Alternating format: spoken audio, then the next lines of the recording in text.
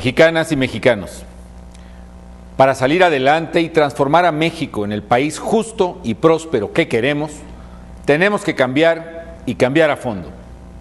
Corregir de raíz los graves problemas que tenemos, por muy costosas y difíciles que sean las decisiones que permitan resolverlos, con tal de que nuestros hijos puedan tener el día de mañana un México mejor.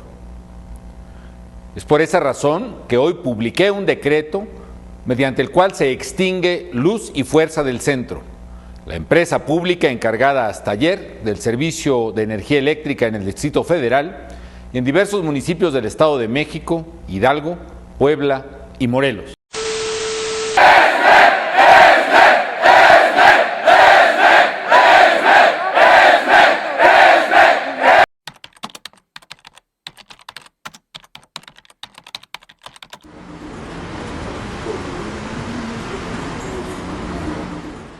Extinguieron Luz y Fuerza, mira, ya salió Calderón a dar el decreto, ¿no? Entonces yo dije, caray, me acabo de quedar sin trabajo, ¿no?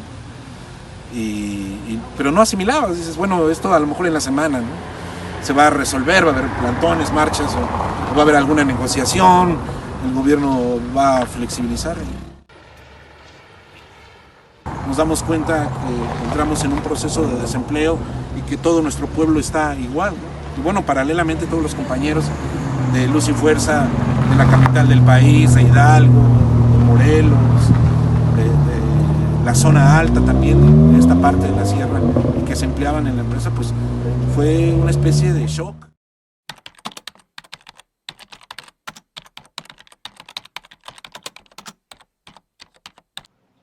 El día que se da el decreto de extinción, pues efectivamente nos dejan sin trabajo, pero a los de Necaxa nos pega en la identidad. Esa identidad que por generaciones fueron transmitiendo entre padres, hijos, abuelos, el orgullo de ser electricista. Sí, no había una asimilación pronta de esa realidad.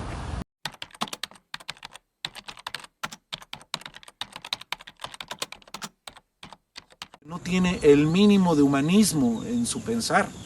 El neoliberalismo ve el lucro por el lucro, el beneficio de dinero por el dinero, sin pensar en las consecuencias sociales. Por eso no les importó la extinción de una empresa, por eso no les importaron 44.600 trabajadores que iban a lanzar a la calle, por eso no les importó que hubiera pérdidas millonarias en estos pueblos que se han dedicado históricamente a la producción de energía eléctrica y que su clase trabajadora sufriera estos embates. No les importó la historia, no les importó la economía familiar de los trabajadores, no les importó la situación obrero-patronal entre el SME y una empresa pública. Eso no les importó nada, les importó entregar un sector energético que, repito, no es solo por entregarlo, sino era porque ellos se llevan tajada. Qué casualidad que aparecieron con sus propios moches y después ya como accionistas o beneficiarios, ¿no? Haciendo negocio los de la clase política del régimen anterior con todo lo que le pertenecía a los mexicanos, ¿no? El organismo enfrentaba una situación financiera insostenible. Sus costos de operación eran casi el doble de sus ingresos. Este año, por ejemplo, a través de los impuestos de los mexicanos, teníamos que darle a Luz y Fuerza más de 42,000 millones de pesos, además del dinero que la empresa cobra a los usuarios a través de las tarifas de luz. Es decir, recibía una cantidad casi igual a todo lo que destinamos al combate a la pobreza a través del programa de oportunidades, que beneficia a casi 25 millones de mexicanos que viven en pobreza extrema, o bien recibía el doble del presupuesto de la Universidad Nacional Autónoma de México. El SME tenía propuestas para puestos hasta cierto nivel administrativo, y después empezaban los puestos de confianza, que no era de gente sindicalizada, sino era gente que ponía la administración pública, es decir, el gobierno, para administrar la propia empresa, ¿no? Entonces los directores de Luz y Fuerza fueron puestos por los gobiernos neoliberales en los últimos años, ¿no? Entonces Efectivamente, si dicen que había números rojos, era porque ellos no administraron bien, ¿no?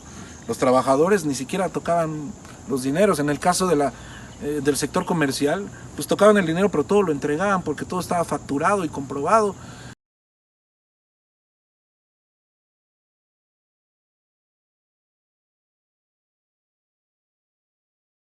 Es muy respetable la decisión que cada quien tomó, ¿no?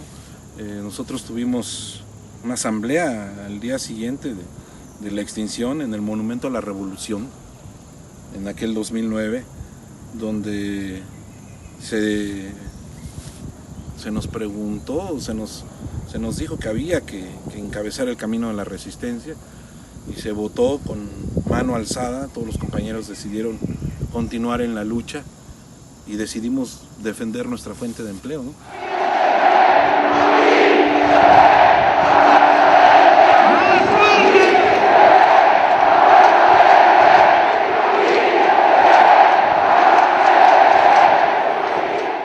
Ambos perdimos.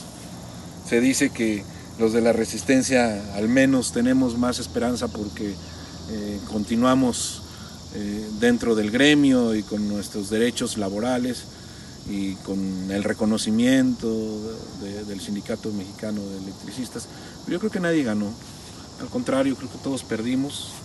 Sí hubo personajes que en lo particular lucraron con esta desgracia, pues fueron casos contados, individuales, ¿no?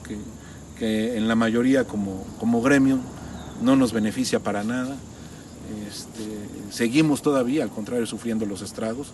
Hay a lo mejor un poco de mayor esperanza con los compañeros que se han permanecido en la lucha y que esperan una solución. Hay muchos que ya han desistido, incluso ya están en otro camino y ya no les interesa encontrar o recuperar su fuente de empleo por este medio, y otros que a lo mejor, aunque están en otra fuente de empleo, sí quisieran regresar al sector eléctrico, porque esta siempre ha sido su vida, su identidad, su cultura, su gusto, ¿no? Su deseo. Patria eres famosa, todo lo iluminas tú.